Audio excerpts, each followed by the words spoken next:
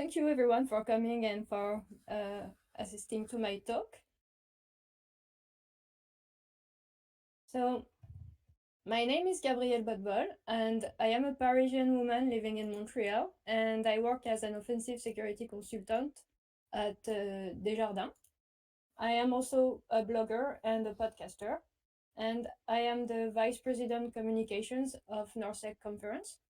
I am a volunteer at Women of Security, and I was recently honored for my career and contribution to the cyber community by being named one of the top 20 women in cybersecurity in Canada.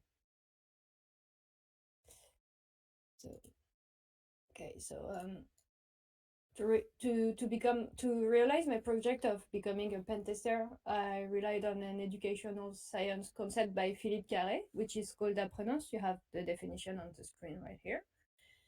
And my project involved six steps, such as e-learning, CTF, learning expeditions, internship, conferences, and volunteering. So in order to document my approach, I created a blog to share my experience, and I also built an analysis grid of skills resulting from the whole project. And so I achieved my goal by being hired as a pen tester in Canada, but I still want to learn a lot of things, of course. So what is a hacker? So if you look up the definition of hacker, unless you go to specialized websites, the general definition you will see is going to be pejorative. So you will find terms like snoop, for example, and there will be the notion of illegality. But basically, a hacker is someone who hijacks the use of a tool to do something else. So it's someone who is curious about how a system works.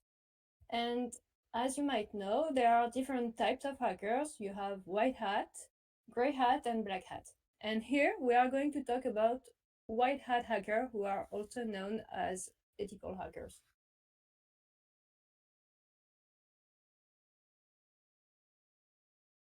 So what is pentest?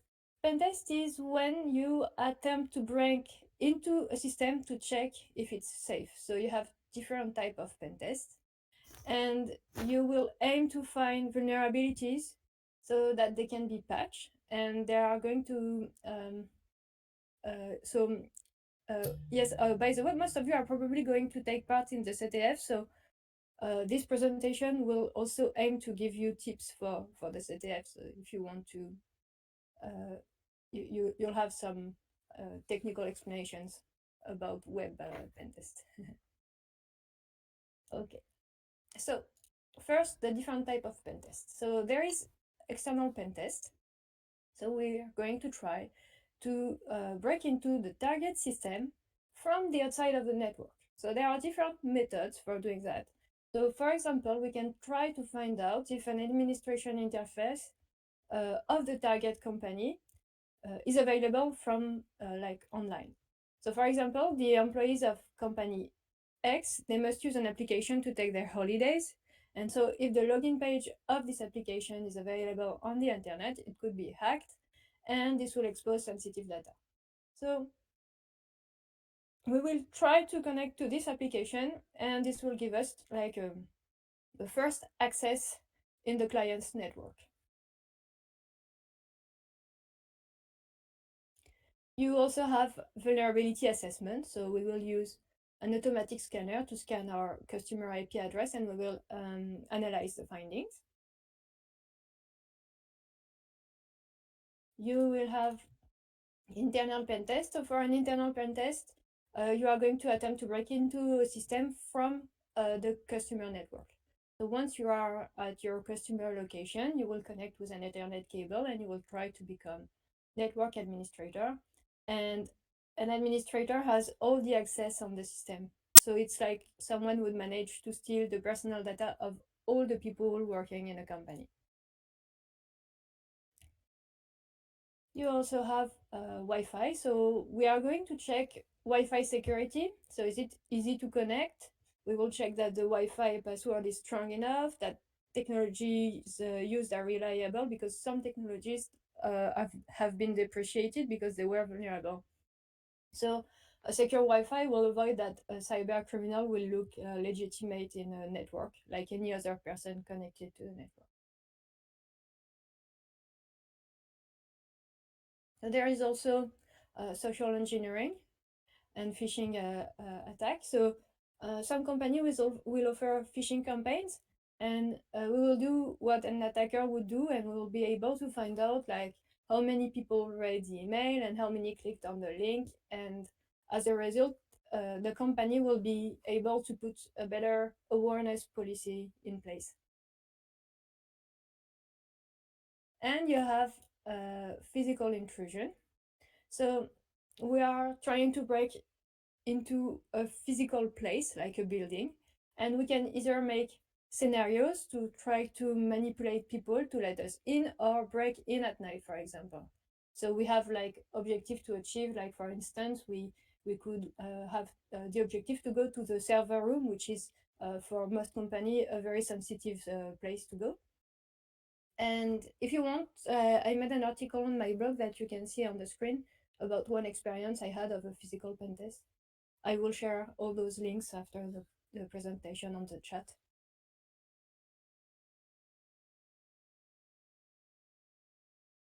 So for denial of service tests, so you have different attacks that can lead to denial of service. And denial of service happens when too many people try to access an application at the same time. So the application will become unavailable. So we will test those different attacks that lead to denial of service, and we will evaluate the resistance of the system to those attacks. For a red team, the objective will be to mainly check the ability of a company to detect attacks rather than focusing on finding a lot of vulnerabilities. So it's really focused on detection. And finally, for the web, we are trying to access sensitive data to become an administrator, and we are going to use most common black hat attacks. So, for example, we can use SQL injection, and these are attacks that will allow to get information from the database, and the database contains all the information you need to run an application. But I will dive more in detail in SQL injection later. So there are different steps in the pen test. When we test, we do not go straight to the attack phase. We need to plan it with the customer to define the scope and to take care of the legal matters. This is the planning phase. Then we have to gather information about the target, like how does it work, what are the technology used, and this is the discovery phase. And after we attack it, we take many notes in the process and we gather proof. This is the attack phase. And finally, we will produce a report with explanations on how to reproduce the flaw and how to correct it. And we'll talk about this phase a little more later. I have like an explanation on how to make a report.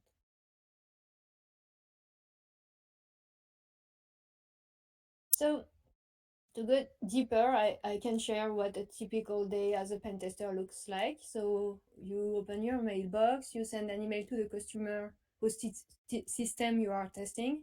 So sometimes you have calls to prepare new projects, and once regularly you have meeting with the team to talk about our projects and how to be more efficient in our work. But most of the time you will test and you will write reports. So you will learn something new every day, because every day you are going to see different technologies. And the things I really like is that you get to learn from other people and you get to discover new technologies and try new things. So the must-have skills. So if you're interested in pen test and you wish to know which skills are necessary, I'm going to present some of them. So as I said earlier, you have to be curious. You need to question everything. You need to be creative, and you have to be persistent, because if something doesn't work, you need to try something else. So you have to be very organized, and you need to love learning and sharing. So because you gain a lot by communicating with other people. So, so if you want to look for an opportunity, something that was really helpful for me to find a job was my blog, because this is a real portfolio of who I am and what I do. But a blog is not mandatory. You can, for instance, write articles on LinkedIn about things you do or things you like. You can share CTF write-ups. Like if you want to, like it could be a good idea if you're doing the CTF on JerseyCTF to start by writing a write-up on. You don't have to do the whole CTF. You can just choose a challenge and just make a write-up of one challenge. You can explain a concept that you are passionate about, and it can take many different forms. What is good also is to go in the wild, to meet people from the community and to get involved in the community, to go to conferences like you are doing now, or talk to speakers, attendees, or create an association with your friends. So as I said, it can take many different forms. So now we are going to dive into practice with the example of web pen testing. So as you know, web pen testing is a type of pen test. And most of the business have a website, and even people have websites as well. But those websites can be a nest of vulnerabilities. So in order to keep people safe, you can help them by testing their website. So in this example, I'm going to explain some web vulnerabilities. I'm going to present some tools and talk about what I have seen in real context. So you probably know OWASP. This is a non-profit foundation that aims to improve the security of web applications. They have a top 10 of the most found vulnerabilities that you can see on my screen. So we will talk in details later about the first one, specifically SQL injection, and we'll also talk about directory traversal and the seventh one, cross-site scripting. So I chose to demonstrate those because they are very visual. So for the presentation, I used Mythilidae, and I installed Mythilidae via Metasploitable 2. You can also install Mythilidae alone on a web server if you prefer, but it is a vulnerable app, so be careful. Also, before I show you the demo, it's very important that you are aware that you must always have the authorization of the owner of the website to test the system, because it's illegal if you don't have it. The machines I use in the demo are made for this purpose, so please remember this. So what you will see in the demo, so in the video demo, I will show you the vulnerabilities and tools that you can see on the screen. But first, I want to provide some explanation on those so that you can completely understand what you will see in the video. And after the video, I will briefly present how to write a pen test report. So cross-site scripting is based on JavaScript, which is a high-level programming language, and it's one of the core web technologies along with HTML and CSS. And you have many libraries and frameworks that are derived from JavaScript, so you probably know jQuery, Angular, Backbone. So those are all JavaScript.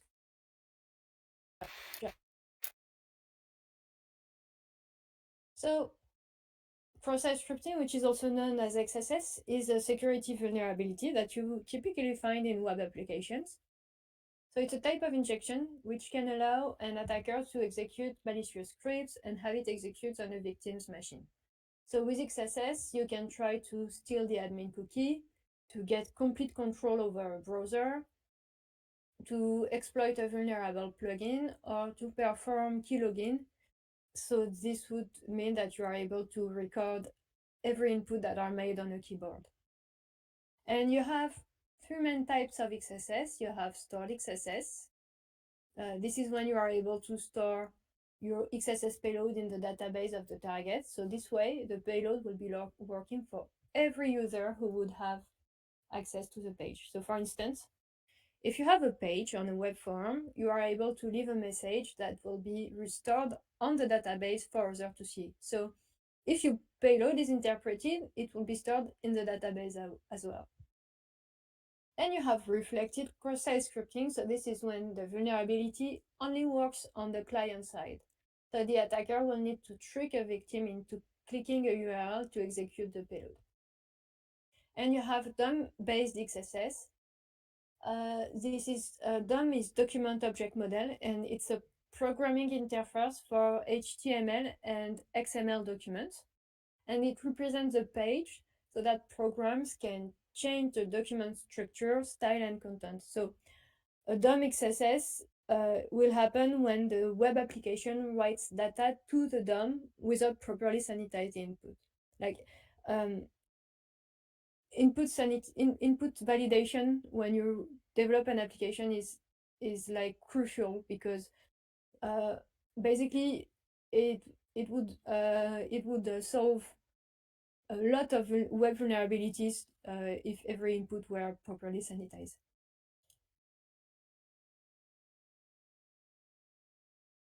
SQL injection is based on SQL database language, so it is used to create database, modify it, or request it. So it uses different statements depending on the purpose. So the most common statements are select, insert, update, and delete. And all of those images above are vendors that provide their own relational database management system.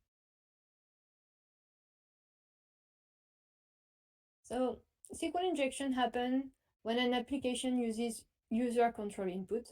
You can now also really understand why I mentioned sanitization before. And you will create SQL history with this input without, and so if it's not properly validated, you will get this SQL injection. And a successful SQL injection attack can read or modify sensitive data from the database. So you can also execute administration operations on the database, like you can shut it down, for example. And in some cases, you can issue commands on the operating system. So you have three types of SQL injection. You have inbound. This is when the data extracted with the injection is present directly in the application web page. You have blind, which is when an attacker is able to reconstruct the database structure by sending payloads and observing the web application's response and the resulting behavior of the database server. So you have maybe you heard about Boolean-based and time-based SQL injection. Those are blind type of SQL injection. And you also have out-of-band. This is the least common type of SQL injection, and this is when an attacker is unable to use the same channel to launch the attack and gather results. So they would use techniques that would rely on the database server ability to make DNS or HTTP requests. And so they would get the data from the database this way.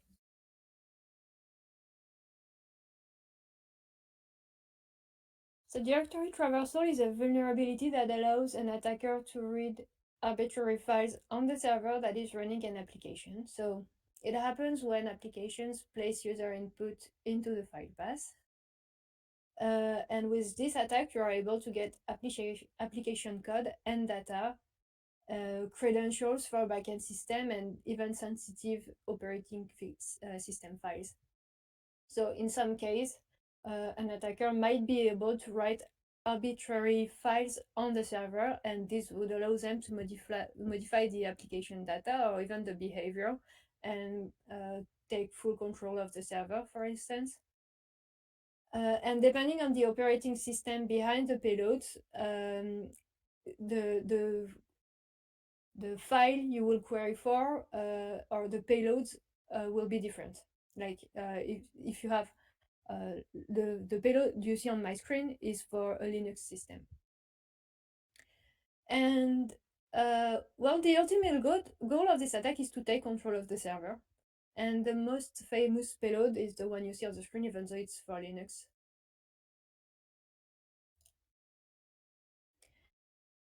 So you have, for tools, you can use OWASP, ZAP, and Burp Suite. Those are proxy tools. And the main objective will be to intercept and analyze or modify queries that are made to the server. So OWASP tab is open source and Burp Suite is proprietary. There is a free community version and a paid pro version. And using this tool, as we navigate through the target application, the proxies will detect potentially vulnerable elements and we will be able to analyze them and validate if they are indeed vulnerable by making manual tests. Also, you have fuzzers like derb. So it's a tool that is used to send a series of payload or brute force administration pages, and it can be done with burp intruder or derb. With burp intruder, you can try different cross-site scripting payloads on an injection point, for example. And we can also try to brute force authentication form. And with derb, you can list the directories of the website with a predefined list of words. You can find a lot of word list on the internet. So now we can dive in. With a demo. So I'm going to launch the video and just check that. Yes, perfect, the quality. Okay, so this is start cross-site scripting. So as I mentioned before, Multiliday is a voluntarily vulnerable web application. It's made for the purpose of testing your skills on web vulnerabilities. And so you have the possibility to test for start cross-site scripting. And so here, yeah, as you can see, we have a blog, and what we will write on the page will be reflected to us back on the same page. So we are going to try a very famous payload, which is script/script with an alert, and it will, if it works, it will trigger an alert on the page, and every person and user who will load the page will see this alert.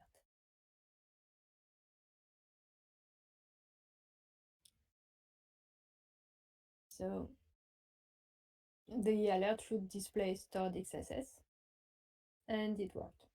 So you have to remember that basically, if I am able to get a cookie with this attack, I will be able to get the cookies of every user who visits this page.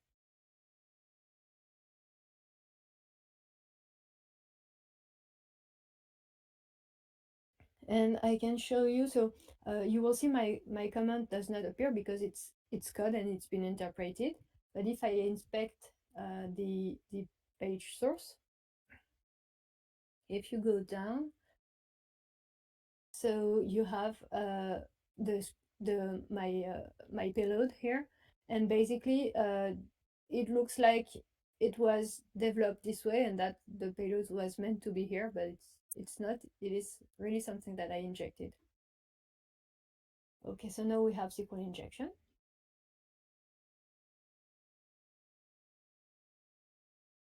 So you can use SQL injection to bypass authentication, and to do this, we are going to use another very famous payload, which is R1 equals 1 dash dash. So the dash dash will basically comment the rest of the query, so that the verification for the password is ignored. And there you go. We are logged in as admin.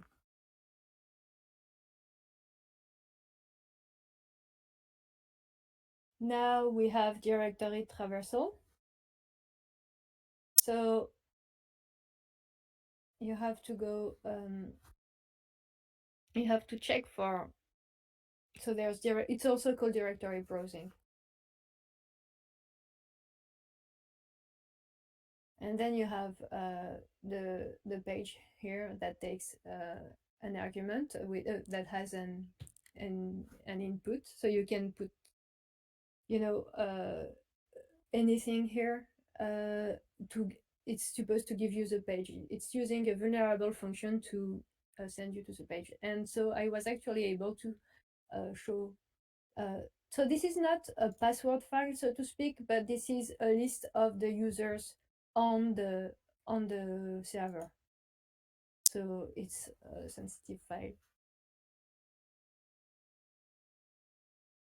And now for Burp Suite, I'm going to show a little.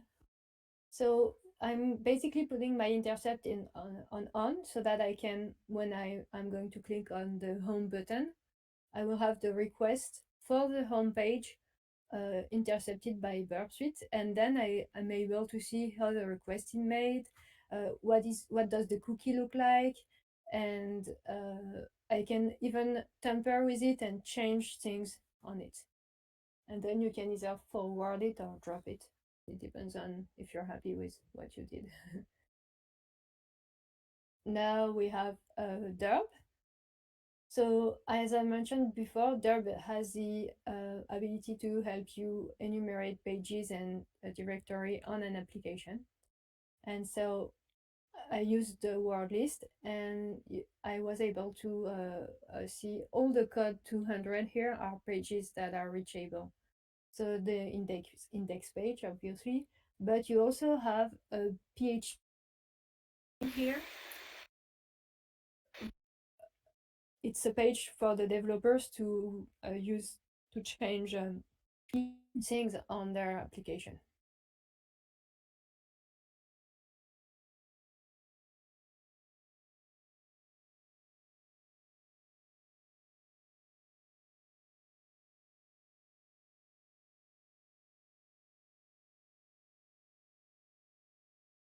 And recommend to whoever's to get into pen testing is to explore Kali Linux, because it's really nice to get to know some tools that are used for pen test. So it's not only for web pen test, you have many different tools for many different purposes. So I would recommend that you have a look, you try different tools, and you get to know the how it works. Oops, sorry about that. Yeah. Okay. So now I'm going to explain how to write a pen test report. The executive summary is the part where you need to explain for the executive of the company who will read the report. So it needs to be high-level explanations with no technical details, and it has to be very understandable for anyone. So it contains a global posture that explains why the findings and the attack combination could impact the company. The vulnerability report will have all the elements you see on the screen. And if you're into bug bounty, you can use this part here, the vulnerability part, for your bug bounty report. So the severity one is in one word, and it's usually low, medium, high, or critical. The CVSS score or the OWASP risk rating score. So you have online tools that will help you generate the scores using those systems. The detail of the affected detail. So for instance, if it's a cross-site scripting, you can put the injection point, the URL with the injection point, for instance. You have to also give a detailed explanation with technical details on how the flaw can be reproduced, and an explanation on how to correct it, and a screen capture of a request or a request or a response as an evidence. So of if you are able to conduct an exploitation, you can show request and response of this exploitation. What I saw in real context. So I have seen a lot of cross-site scripting, and once I had to test this website that was globally very well implemented, but there was this feature of file upload in which it was designed to be able to download HTML files. So I built an empty HTML file, and I just added the cross-site scripting payload I showed you earlier, and that was it. I was able to trigger the alert. I have also seen some SQL injection. So for example, once the tool we usually use to dump the database, which is called SQL map, was not able to find the injection points. So I could not dump the database automatically, I mean. So we found a SQL function that could show the last request made to the database. And as this was a Boolean-based SQL injection, we had to check every char one by one to find the initial request. So what we did is that we made a script that ran all night long, and we got only part of the request because it was like 1,000 chars long, but it was funny to do this. And now for the resources. So these are the resources about the vulnerabilities we talked about earlier. So you have cross-site scripting, you have SQL injection, and all of these are the OWASP official pages. And those are the tools I recommend to practice. You have TryHackMe, you have Hack the Box, and you have Certified Secure. I have more resources and advice on my blog, and I also have an article on how to get started with pen testing that I can send you on the chat just after this. And now I am ready to take questions. Feel free to follow me on social media, and if you have anything, any question, also you can ask them there. I'm very happy to help. Okay, great. So before we go to the Q&A, and I'll run down the logistics of the Q&A real quick. I'm going to share my screen to provide you a reward flag for attending Gabrielle's wonderful presentation. And then how Q&A is going to work after that, you could just drop in the Q&A text channel above the voice channel. You could drop your questions, and I will happily read those to Gabrielle to make sure all your questions get answered. So I'm going to quickly share my screen.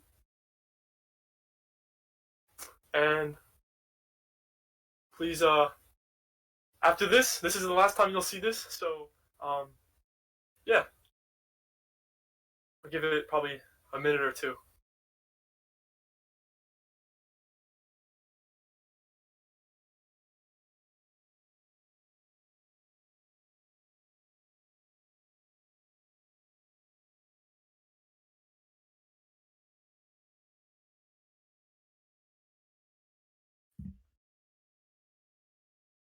Okay.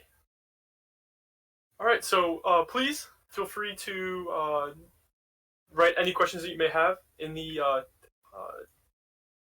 in the Q&A channel, and please let me know if are the permissions correct.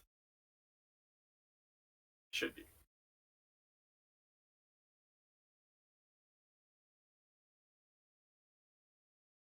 Yeah. Or in the tech talk, it's totally fine. So if you have any questions. Oh.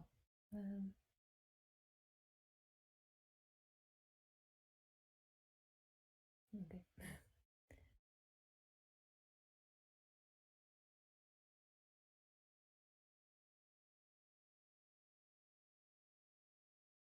So John Jackson said, "Great job."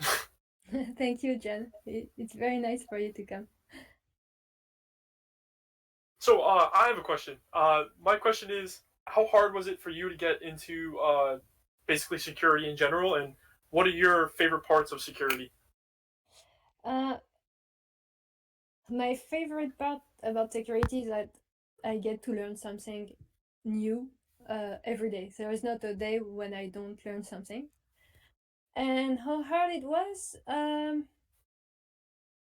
It was hard because I was very new to security, but also I was lucky because I had a background in development, in web in development application development. Sorry, and so that made my job easier to make the change. Great, awesome. It's great to hear. And then a question from Evan. He asked, "What's your favorite part of everyday life as a pen tester?" uh, you know what? It's very rewarding when you make a successful exploitation. Like this is my favorite part, I think. That totally makes sense. I feel like, especially with coding, as a software engineer, I think that's a common thing to hear from, like I said, software engineers. They love to get the right answers. So, in terms of pen testing, I feel like you probably celebrate every time you get a vulnerability or something and you solve it. That's awesome. Yes. George asked, "Do you find yourself debating whether you should do something when you can?" George, can you elaborate a little bit on that? And then we'll get back to that question. But Andres asked, have you ever wanted to write your own tools as opposed to using industry standard tools like Burp Suite or anything, Zaproxy, etc.? Not yet, because I'm really when I used Burp Suite, I was really happy with it, and even OWASP Zap is very well is a very good tool. But I would really like to write my own exploit or my own Metasploit uh, exploit. I think this is something that would be so cool to do. How how hard would that be, in your opinion, to make your own tool? I think it would be hard because you have to be um, very familiar with a web language. You have to be also familiar with protocol and yes, protocol standards and networking. So yeah. See, okay. So just because you can do something doesn't mean you should. Have you been at a point when playing on a system you don't exactly have permission to be playing on? Okay. Uh, okay.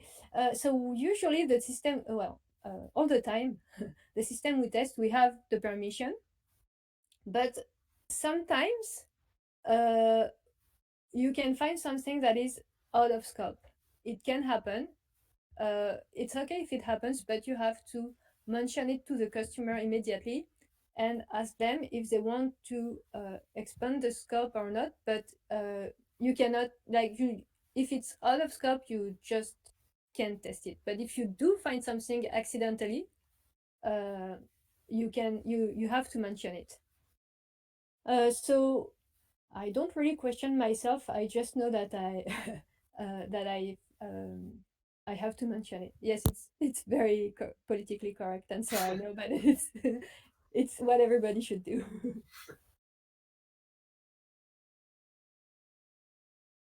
Any other questions? Okay, I see Michael is typing.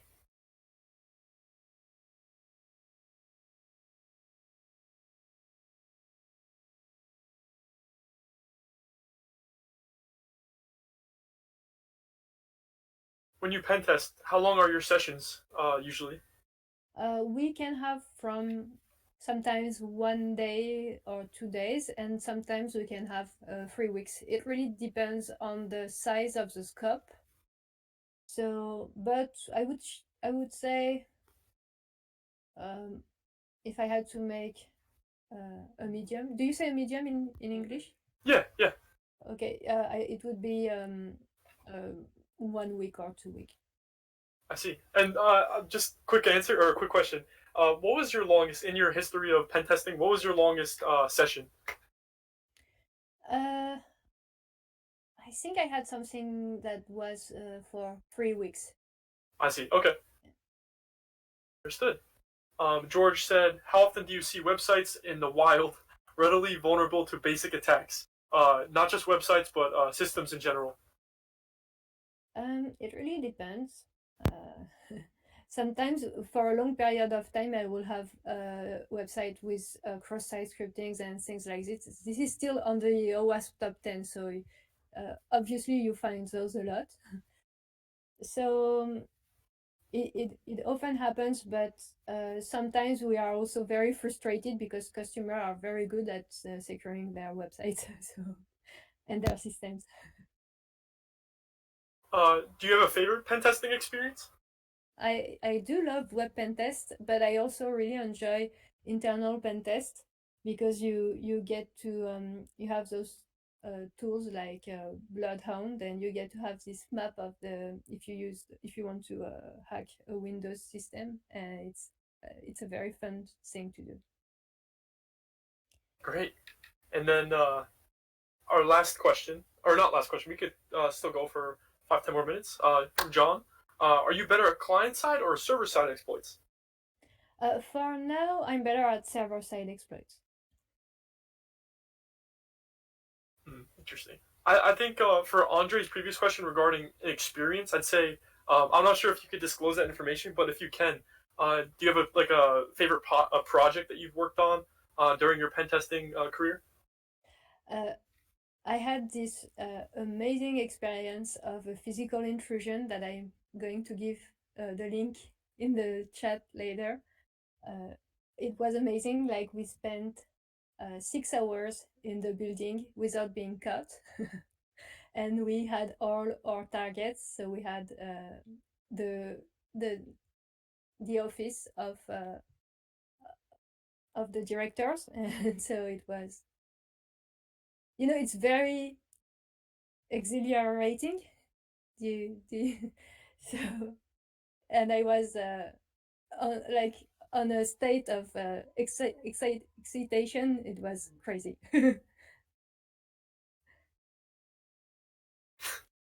That's great. I'm reading George's comment. He agreed with you with your how you feel when you get into a system. Yeah, it's exactly like, whoa, I broke it. Do you implement code or programming it throughout your career, or is it mostly using like tools that could help you exploit things? So sometimes you have to do code review, so you are basically going to use code. And sometimes you have to make a more complex exploit, so you also have to use code.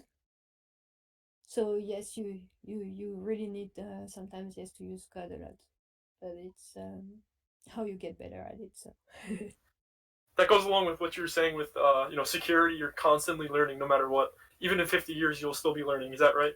yes. All right, great. Does anybody have any other questions for Gabrielle? Okay. Gabrielle, if you want to stick around, you could just message them if you'd like, or I'm not sure if you're going to stick around, but you're welcome to. We really sincerely thank you for joining us today and teaching everybody about pen testing and your journeys and your past experiences. So thank you so much, and happy to have you. Thank you for having me. I had a great experience. So I guess I'm gonna share my links on the Q&A. Is it okay for everyone and Yep, for you? Okay, that's totally perfect. fine. You could share whatever you want, and feel free to stay interactive. You could, if you want to stay until tomorrow and message people, you're welcome to. This is your home, so thank you. Thank you very much. All right. Just a quick reminder to everybody: at 2 o'clock, there will be another tech talk. It's going to be Seth Kirshner discussing consulting within Big Four Cyber. So please tune into that. We're really excited. So see you at 2 o'clock in the same location, by the way, right here. We're good.